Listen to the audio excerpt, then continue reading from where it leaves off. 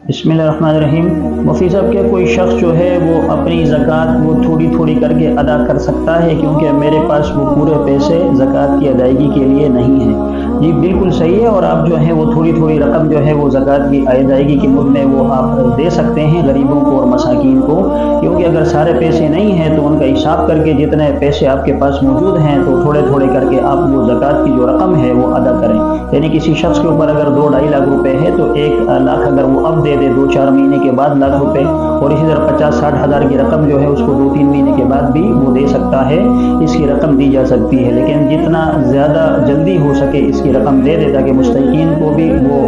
جو پیسے ہیں وہ مل جائیں، اور اسی طرح آپ بھی جو ہیں اس فریضے سے نجات حاصل کریں۔ اللہ پاک ہمیں سمجھنے کی توفیق عطا فرمائے، آمین۔